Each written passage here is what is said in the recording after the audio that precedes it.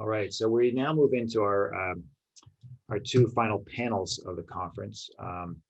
First, our corporate transition panel, and we have three speakers I'm going to introduce you to in just a minute, and that'll be followed by our investor panel and how investors are looking at this transition to net zero emissions, and then we'll conclude our conference for today.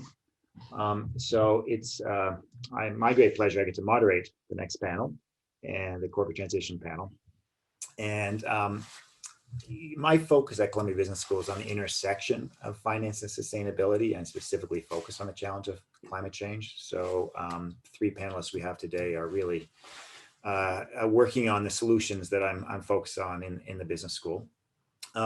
Very quickly, Chelle Izzi is a Columbia Business School graduate and Executive Director of Distributed Generation at NextEra Resources. And I just want to point out that NextEra is the country's largest generator of renewable energy today, an incredible success story of growth in renewables. Our next panelist is Brian Janous, the GM of Energy and Renewables at Microsoft. And I want to point out that Microsoft has pledged to be carbon negative, not just carbon neutral, carbon negative by 2030, and by 2050 to remove all carbon emitted by the company since it was founded in 1975. That's a unique and extraordinarily ambitious pledge by a leading company. And our third panelist, Rasmus Skov, Head of Global Sustainability at Ørsted. Ørsted is the first large fossil fuel energy company to transition to renewables. And today they're the world's leading offshore wind developer. Again, an unusual and extraordinary story of corporate transition. So I've asked each of the panelists just to take 2 or 3 minutes to speak briefly on their company's plans for the transition net zero greenhouse gas emissions. And Chelle, if you could go first, and then Brian and Rasmus. Chelle, over to you. Okay. Can everybody hear me okay? All right. So again, my name is Chelle Izzi. I am a proud Columbia Business School alum. Spent a bunch of time with the Social Enterprise Club and the entrepreneurship program. So I give them credit for getting me into clean energy. I got my MBA to start making the transition to clean energy. So you already highlighted what NextEra has done so far. It's really, in a way, our company's mission to help decarbonize our customers. And our customers are utilities, munis, co-ops, and commercial and industrial businesses. So in a sense, our every day we're working to help do this. But what we have done as a company is kind of comes in twofold. So it's important to note that NextEra Energy is really 2 parts of a business. There is a deregulated business, and that's the part of the business that I sit in, and then a regulated business, which includes Florida Power and Light. So what we have been doing as a company for ourselves, that's the first way we've been trying to address this issue, is to decarbonize our generation. So from a few stats, from 2005 to 2019, we have increased our power generation by 67% while reducing our carbon rate by 52%. So doing both of those things at the same time is pretty difficult, and that's mostly been by reducing our production from oil and coal and increasing the production from wind, solar, and storage. And today, our emissions are 47% lower than the rest of the U.S. electric power sector. So if we benchmark against our utility peers, we're considerably cleaner than our peers. And recently we were recognized for that. In 2020, we received the S&P Platts Global Transition Award for our ESG leadership. And then I guess finally the thing, we will start reporting on the Climate Disclosure Project, and we're going to be issuing a bunch of stats in May to reflect some of these numbers. The second thing that we do is we help customers decarbonize. So as you heard, we're number 1 in wind and solar, and we're number 1 in the world, even though we only operate in North America. So pretty amazing to achieve that. The other thing I learned in researching for this, which I should have known, but we are going to deploy $1 billion this year in stationary storage. So a big part of the solution is pairing storage with wind and solar. So that's just in 1 year. And we are also the #1 provider for behind the meter distributed generation solar. And we're also starting to move into new areas to help our customers to have a more complete solution. So combined heat and power systems and hydrogen production, green hydrogen production are areas that we're moving into. So those are all the things that we're doing for ourselves and for our customers and put together. I think we have a view that we can decarbonize the electric power sector by 2050. That means we have to deploy about 3,600 gigawatts of renewables or 100 gigawatts a year to get there. But we think we can do that. And as I tell people when I'm recruiting, NextEra is really the biggest platform to impact climate change in the energy sector if you're trying to make an impact. So that's why I'm excited to come to work every day at NextEra. Thanks. Thanks, Chelle. Great introduction and great platform that NextEra has created there. Brian, tell us what's going on with Microsoft in the transition. Certainly. Well, thank you again, Bruce, for having us. Really excited about this panel. As you noted, we have a commitment to be carbon negative by 2030. This is the evolution for us. I mean, it's been a journey for about a decade, starting with a commitment to be carbon neutral back in 2012. And then, each year we've progressively sort of, reconsidered those goals and thought, what can we do that would be even more impactful, starting with a commitment to be 100% renewable just a few years ago, that we made that commitment to be 100% renewable by 2025, which we're well on track to do. But even then, we started looking beyond just our consumption of energy, which is very large, to our entire supply chain. And so that's when, when January of last year made the commitment to be carbon negative, it was expanding beyond just our own emissions, scope 1 and 2, our direct emissions and electricity consumption, to encompass the entirety of our supply chain, which is about 75% of our emissions. And largely for a lot of organizations, scope 3 supply chain emissions are the largest.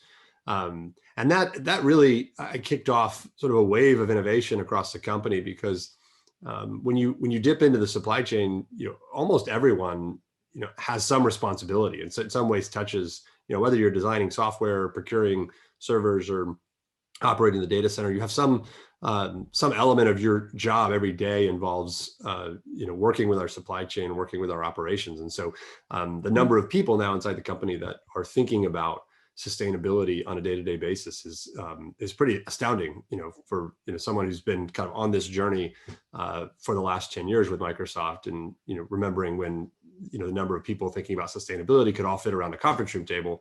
Now I can barely count the number of teams that are working on this across the company. So it's really exciting to see this wave of innovation that gets kicked off when you make ambitious commitments like that. And so what this is actually going to mean for us is one, again, aggressively pursuing renewable energy, deploying gigawatts a year to support that goal, but then also working with our suppliers on their own energy consumption, thinking about the energy consumed in the manufacturing of servers or Xboxes, or even the use of Xboxes. And what we find as we dig deeper into our supply chain, the vast majority of our emissions are still associated with electricity. And so, the energy is really a huge focus for us. It's a big focus for us in terms of, the commitments we're making for our own operations, working with, our utility customers. We have, a number of very large utility customers across the world who we're helping, deploy digital technologies to help accelerate decarbonization of the sector. And then, of course, working through our supply chain to think about, how do we continue to innovate there. So it's an exciting opportunity that we have, excited about the opportunity for investments as well. We've got $1 billion venture fund focused solely on decarbonization, and also some extent on water and waste. But the big focus of it is around how do we accelerate low carbon technologies, because that's, again, the biggest part of our emissions that we have an opportunity to address. Thanks, Brian. It's certainly heartening to hear about your employees, engaging in sustainability. It certainly reflects what we see here at Columbia with student interest, and as they leave Columbia and join companies like Microsoft. Glad to see that trend. Rasmus, Ørsted has done something that so many energy companies are talking about today, transitioning from fossil fuels to a cleaner future. The remarkable thing is Ørsted hasn't just talked about it, we've actually done it and created enormous amount of shareholder value in the process, which everyone is aspiring to. Tell us a bit more about what's going on at Ørsted. Thanks so much. Thanks so much, Bruce, and welcome to my lovely basement. This is where I go to hide from the family when it's late Friday afternoon in Copenhagen. Nice to meet you, Brian and Chelle, and hi to everybody here. Yes, thanks for inviting me to this panel, and I'd like to take you back about a decade. A decade ago, Ørsted was a fossil fuel-intensive energy company involved in oil and gas exploration and production, as well as running a number of coal-fired power stations. Over the past decade, we've fundamentally transformed to a stage where we today have a vision of a world that runs entirely on green energy. This transformation has been recognized by the Harvard Business Review as one of the most significant corporate transformations in the past decade, by the recent Time magazine list of impactful companies, as well as Corporate Knights' annual ranking, where we last year were ranked as the most sustainable company in the world, actually. The impetus for this was a burning platform that was created out of the financial crisis and traditional revenue streams that were not doing very well at that time. Also, a look towards the future, where we could clearly see that new winds were blowing, if you pardon that pun. But when you look at what is required to combat climate change, Brian, what you're saying is that in your supply chain, it is still power or electricity that is the big challenge. About 73% of all global carbon emissions come from the consumption of fossil-based energy, and therefore we need to phase out fossil-based energy and accelerate the green energy build-out. We need to do it much faster than what we're doing today. So what we've done is that we've divested our oil and gas business, closed or converted our combined heat and power stations, and also become a world leader in offshore wind and building a significant onshore wind and solar portfolio, mainly in the US, actually Texas specifically. So today we have one of the largest offshore wind pipelines on the east coast of the US. Today we have 90% green share in our energy generation, and when we look at carbon, we measure that in terms of carbon intensity. We have a carbon neutral target for Scope 1 and 2, so basically for our operations and generation for 2025. That carbon neutral target consists of a 98% reduction target, at least 98% reduction target. The rest, there will be a residual that we are going to have to offset through carbon removal. We've committed to actually take those emissions out of the air that we contribute, rather than relying on some of the other types of offset products that you can find in the market. For Scope 3, we have which is for us consists of both our natural gas sales related to legacy contracts that basically have been sticking with this company for a long time, as well as our supply chain. And with the growth that we're envisaging in green energy technologies, the supply chain work is going to be very, very crucial. We have a supply chain decarbonization program that we launched about a year and a half ago that we think will take us to a carbon neutral target by 2040 in our entire value chain, so specifically also in our supply chain, with an intermediate step of 50% by 2032. We've come a long way already. Today, in comparison with 2006, we have reduced our carbon emissions from energy generation and operations by 87% already. So we have a little while or a little bit to go to reach the 98%, but we've come a long way already, and we're going to continue to build out green energy to decrease the level of CO2 per produced kilowatt hour, as well as we are going to be closing the one final coal-fired power station that we have left in our portfolio. So all in all, a very positive outlook on the future for green energy. I believe we have the technologies to move much more rapidly as we do. I think we have a decision challenge. We don't have a technology challenge, and I think that's something that could be interesting to discuss. Thank you, Rasmus, and thanks for all the panelists. I'm going to ask a few questions and then take audience questions. And again, for the audience, if you could please put your questions for the panel into the Zoom's Q&A feature, and look forward to that. But let me ask a few targeted questions first. And Brian, if I could start with you.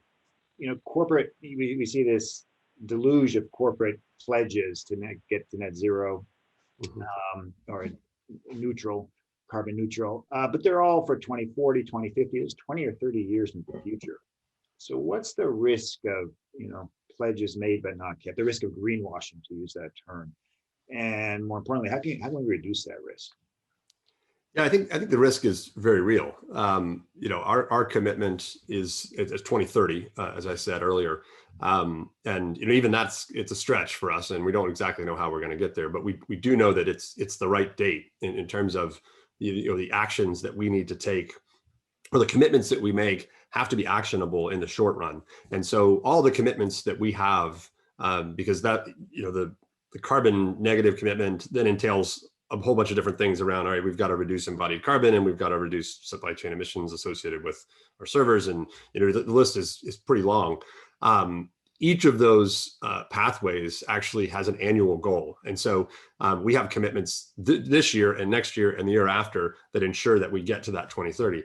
If you set something out that's, you know, 20 or 40 or 2050, I mean, the reality is, you know, no one feels, you know, deep ownership of that. No one feels like they have something they have to do tomorrow, because no one that's making that commitment is going to be there by the time that you meet the goal, right? But, you know, when you set it close enough and you set annual targets, and for us, we've also started to tie executive compensation to those targets, then I can assure you that it actually is very, very actionable and high priority. And I spend a lot of my time looking at some of the minutia of, you know, not just what we're going to do this year, but what we're going to do this month. And so, you know, it is important to have goals that are near term, because it matters too. I mean, from a carbon standpoint, you know, we can't afford to keep putting the same amount of carbon in the air that we are right now. And we've got, you know, a carbon budget that we're rapidly using up. And, you know, if we don't do something in the next 10 years, then we're going to have, you know, I think serious, you know, more serious problems than we have already. Absolutely. And Brian, the near-term targets, you also mentioned the word transparency, but Microsoft's been very transparent through your blog on what you're doing. I think that sort of speaks to that issue as well. Rasmus, you want to add a comment to that? No, just I fundamentally agree with what you're saying, Brian, but I also think that there's been a lot of focus on year reductions in the past without really having that longer term target. I'm not saying we should aim for 2040 or 2050, but I think if you don't take planetary boundaries into account and set a science-based target that is within a 1.5 degree warming limit, then I think you risk doing incremental change that it simply won't be significant enough. I agree. I think you need to know where you're going in the long term, but you also need to know what you're doing on Monday, basically. Where you're going and how you're going to get there. I think it's both points made. Well, in terms of how you're going to get there, I'm sure all of your companies have learned a lot in the process already. And maybe we can move it over to Chelle. If you could talk a little bit about the lessons NextEra has learned in reducing emissions in this transition. Again, NextEra is a very unusual American utility in the sense that you've really already accomplished so much, but I'm sure there's been some hard lessons along the way. What have you learned in that process? Well, I'll just start with the one I mentioned earlier, that we're deploying $1 billion in storage. I promise you the very first project we did not make any money. So part of it is we start with leaning into some early projects, early technology, and we learn by doing, and then we figure out how to refine that. But if you just think about the curve of the industry, with NextEra being representative of that, right? So one is we have to test the technology. We also have had to get much better at data science, for example. You might not expect it, but we have over 100 data scientists trying to, constantly improve how we are mixing the match of wind and solar and storage. to get the lowest total cost. So that's an example of something that's grown as we've embraced the complexity of all these resources. The other thing that we've had to do is bring along the financial industry to get more comfortable with these technologies. So what is bankable is a big part of the equation as you get to scale. And then finally, figuring out the business models with the customers that are going to work. There are probably 25, and Brian has led the way on some of these. There's a lot of different contracting mechanisms to purchase this complicated mix of energy. And it takes a while to get the lawyers and the bankers and everybody together to get comfortable, and your decision-making committees internally, right?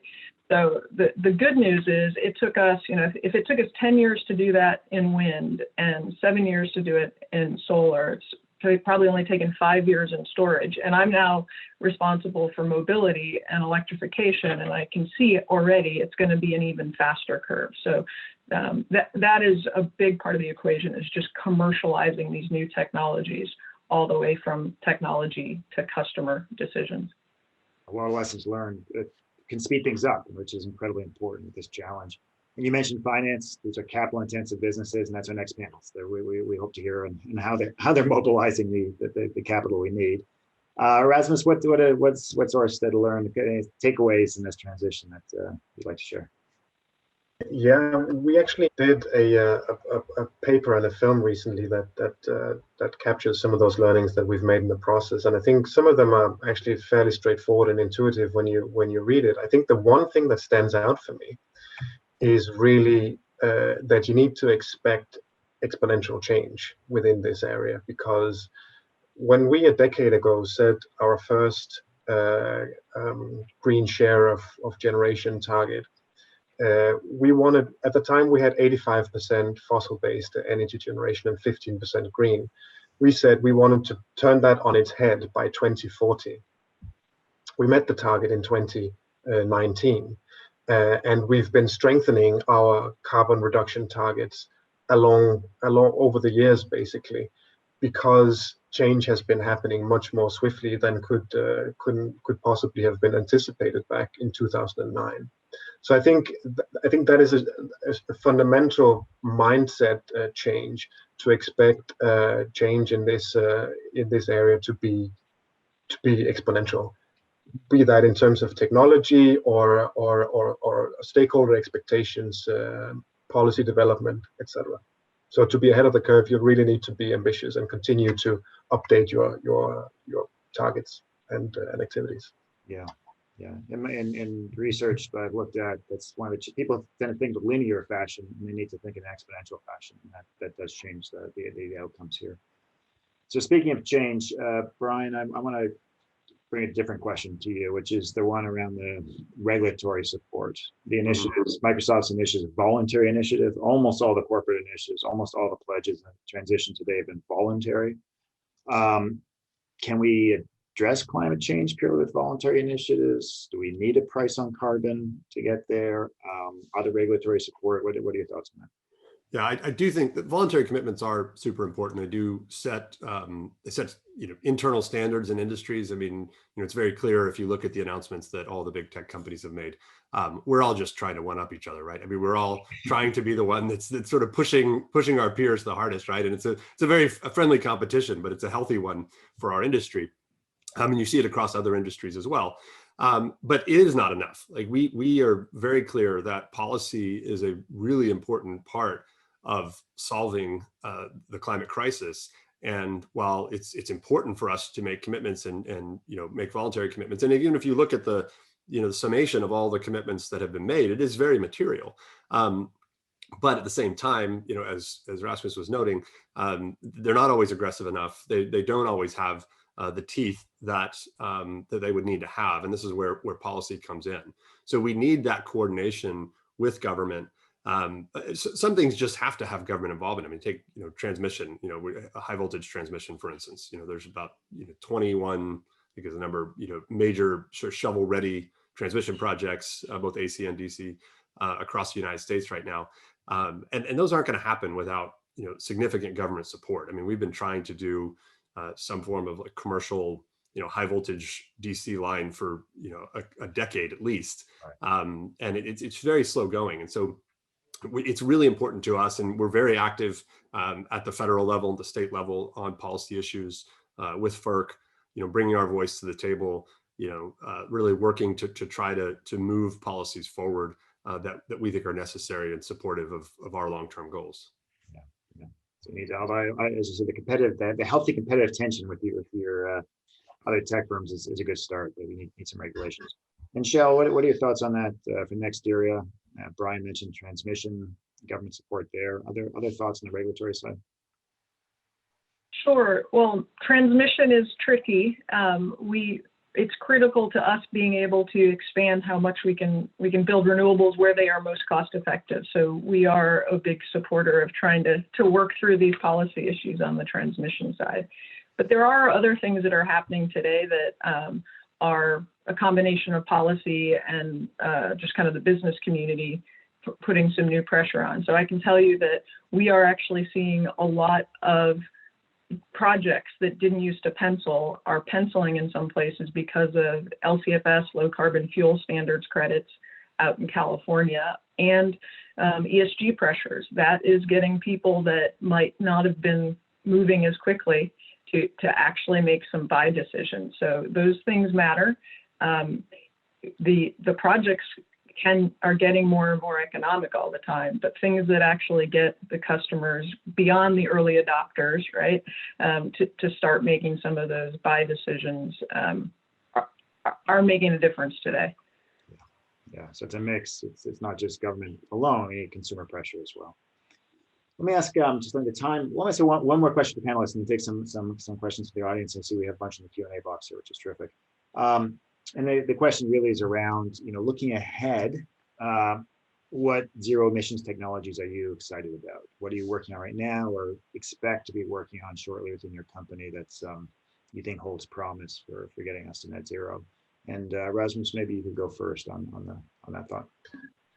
Yeah, I mean, I'm a firm believer in electrification where that is possible, and therefore also very, very excited about offshore wind still. Obviously, we've been working in this field for a long time, but with the price having dropped by 66% over the past 7 to 8 years, I think it has moved from being a niche industry to a mainstream industry and a potential cornerstone in the future green power system. So offshore wind, but also onshore wind and solar, I think have great futures because they have come. I mean, the price point is now competitive, so it's really no longer a question about whether you want to invest into and take all the environmental side effects of fossil fuel generation into your pricing. It's actually directly competitive, and I think that makes it extremely interesting. And then, of course, you've got the hard to abate sectors, and I think power to X. So the multiple uses of hydrogen, I think, is going to be extremely interesting. And obviously we need to see a similar cost journey for power to X or hydrogen, like we've seen for instance, offshore wind. But I'm quite confident that we'll get there in the end. But I do think that will require policy and regulation to support that. But it is necessary in order to tackle some of the more difficult challenges where fossil-based energy still is not simply green power, but other types of fossil-based energy. Yeah, the challenge that Rich Lesser was talking about from BCG. Rasmus, you mentioned hydrogen. Chelle, you spoke a few minutes ago about how quickly NextEra is moving into storage, energy storage. I assume you mean battery energy storage is my assumption here.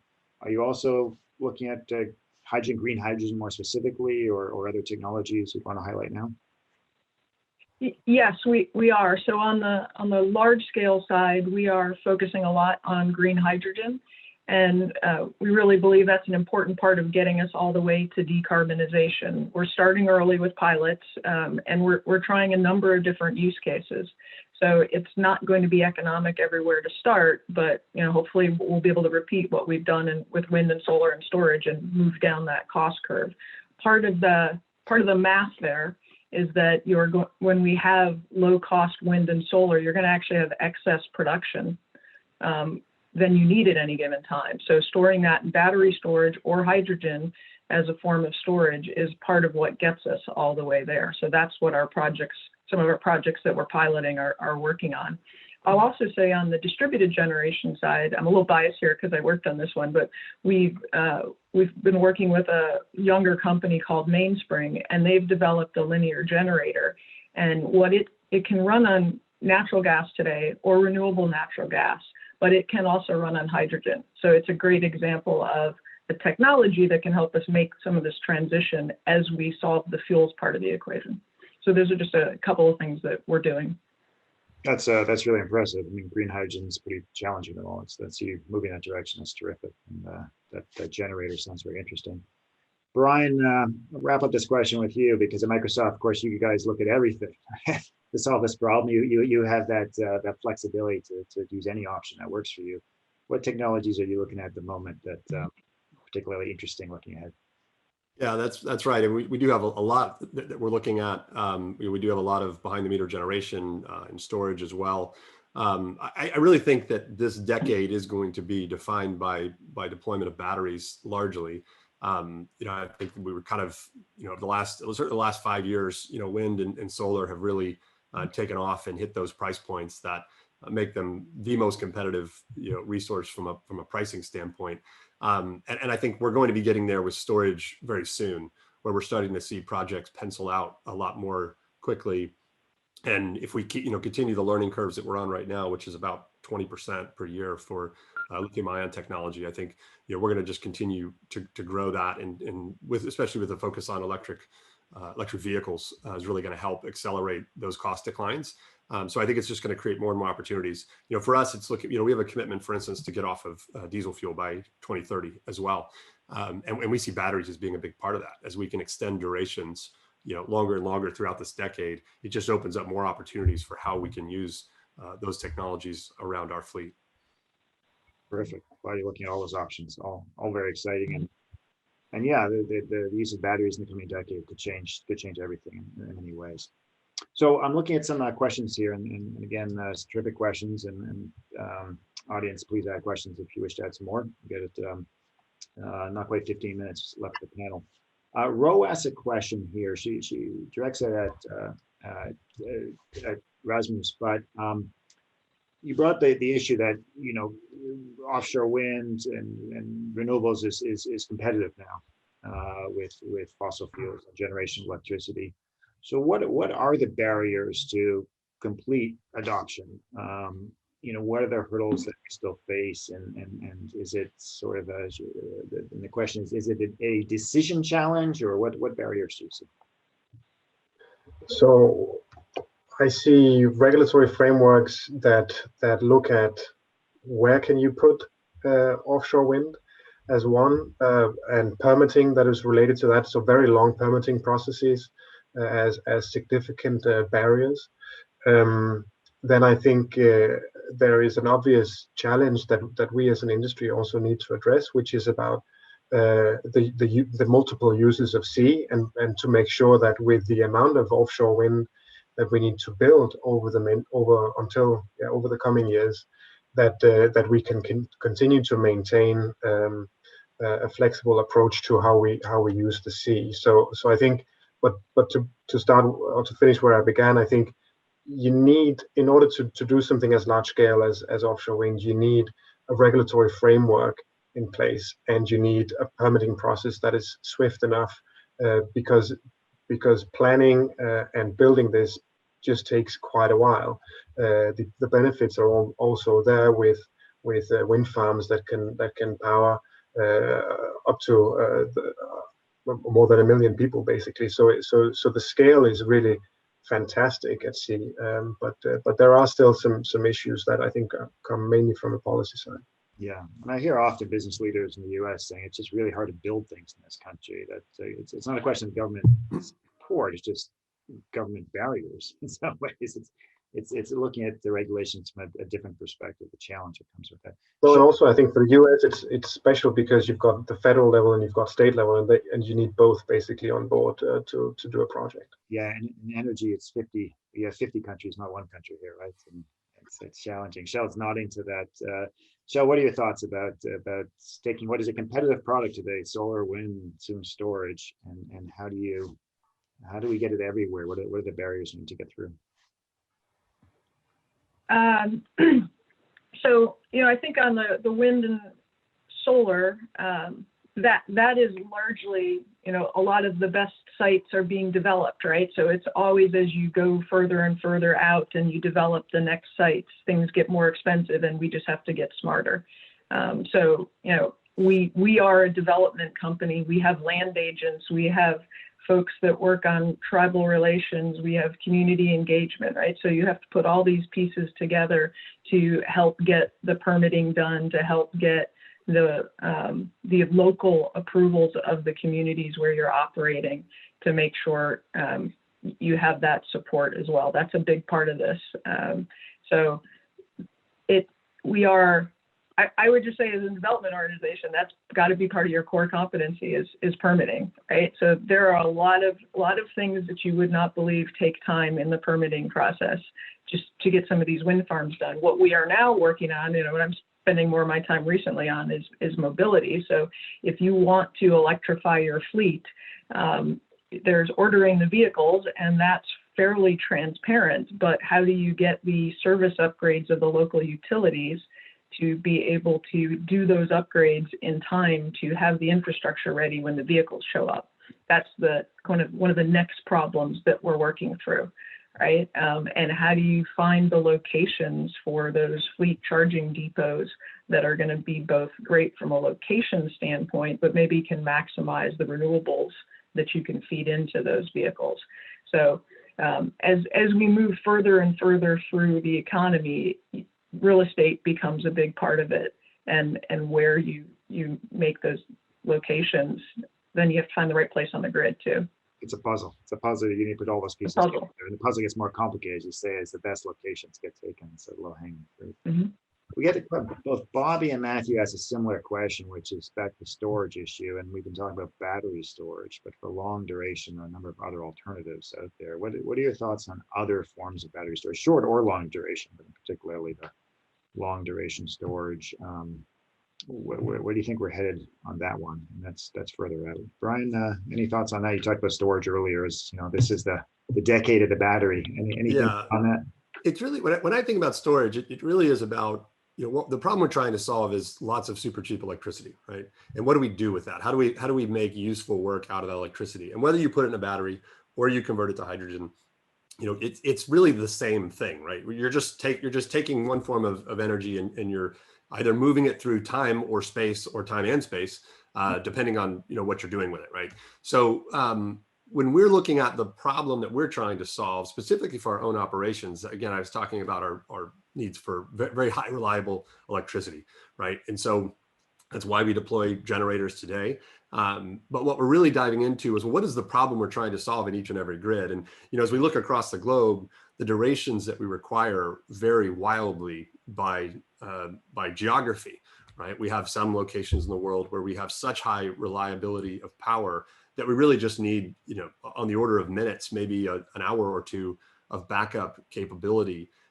We have other areas like California, for instance, where we're having to look at 96 hours of backup. And so because of the wildfire, shut-off events that we have to deal with. And so we have to look across this entire duration curve from minutes all the way to, days. And the solutions that we deploy, therefore, are going to be different. And so longer duration batteries, and when I'm thinking long duration, I'm kind of thinking about leaving seasonal storage out, which is a whole nother sort of category of storage that we have to address too. But different technologies are going to fill that sort of gap differently, and for different sorts of end cases, like what are we trying to actually solve for? So we are looking at a wide variety of technologies around how we're going to manage those various durations across our own fleet. Shell, any additional thoughts on sort of longer duration, even seasonal duration storage? I mean, the few storage projects that we have built have one particular purpose, which is to provide a service to the grid, and ensure stability in the grid due to the variability of the input from solar and wind. So that is what the storage that we do does, and obviously that's a service that is provided to the grid, and therefore also is something that is a revenue stream, but it's quite minor in terms of what we do. I mean, we continue to be on the lookout for when technologies are mature enough to do something larger, but at the moment, the largest majorities that we've seen, at least, they can hold about a minute of the production of the of an offshore wind farm. So it's really not at a scale where we've seen any technologies really being either cost effective or able to contain enough power to be relevant for us. And for us, we're obviously doing a lot on stationary storage, which is primarily lithium ion, where we're combining solar and storage, for example, to replace a gas peaker plant. Or we've got not many of these, but sometimes we can find what we call the trifecta, where you can blend wind, solar, and storage at a single site to try and get firmer supply. Again, that's more on the grid scale side. We are also looking at hydrogen as a form of storage for some of those 96-hour challenges in California. And then I'll just remind everybody that pump storage, good old-fashioned pump storage, is still pretty effective. So we also look at that. Still works. Right? A century later, it's still not a bad technology, though costly. So let's last question, and then again, several of our participants asked a similar question, which is around Scope 3 emissions.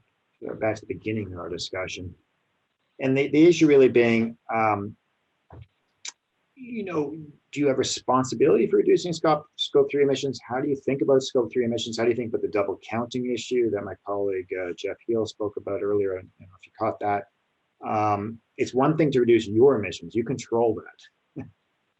The Scope 3, and Brian, I know, obviously Microsoft's looking at Scope 3, not just in the future, but in the past. You're trying to cover everything. How do you think about the Scope 3 issue? Yeah, so for us, I think, we had a really interesting conversation about this when we were sort of crafting this new target that we were going to set and making the decision to expand to Scope 3. And one of our procurement people asked one of our executives, well, what do we do if the suppliers just don't want to do anything about it? Mm-hmm. And the response was, well, then they're not going to be one of our suppliers anymore. Like, this is pretty easy. Like we get to, and we set this goal over a 10-year period. So we're not selling our suppliers, hey, tomorrow, if you're not, 100% zero carbon in all your operations, but we're giving you 10 years to figure this out. So, it's a very, very reasonable expectation to set.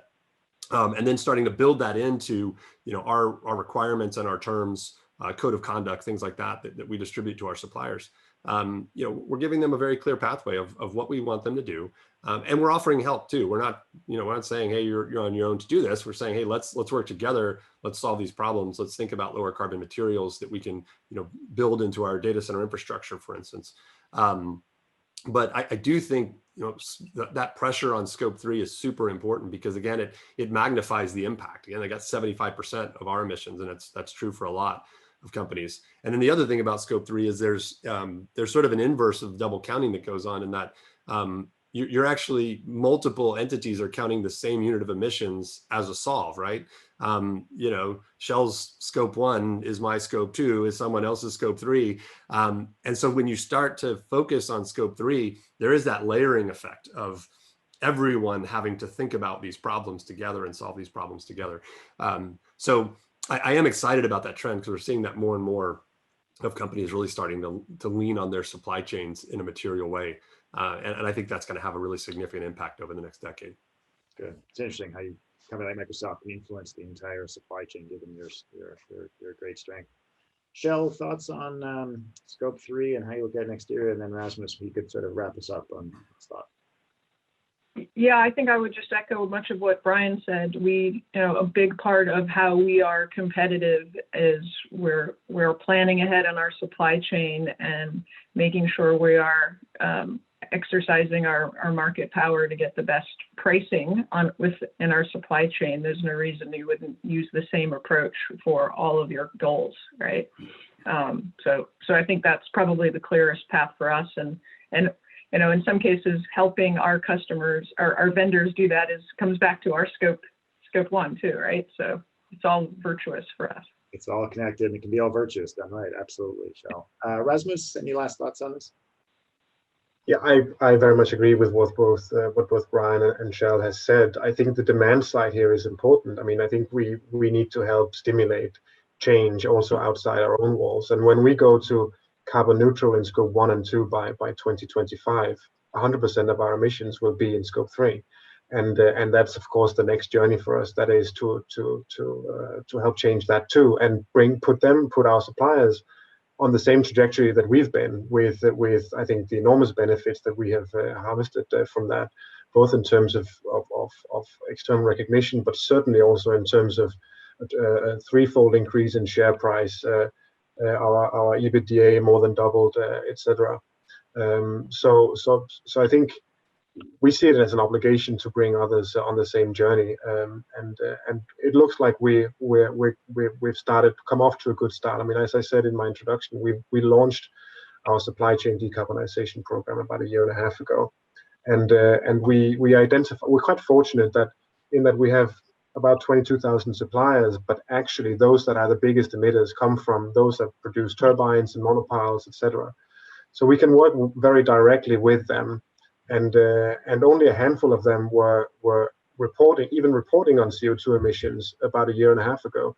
Now all of the companies in scope of the program, which is about 30, are now reporting. So that's the first step that you need to get to in order to actually begin also working on your reduction trajectory. But I think that's a promising start that we're very keen to continue to push. And we're actually asking them to set science-based targets already. So that is something that we're going to be working with them on over the next couple of years. Terrific. Well, thank you. I want to thank each of you personally, Chelle, Brian, Rasmus, for joining us in the panel, and also for the work that your three companies are doing, showing leadership on the transition. That's incredibly important.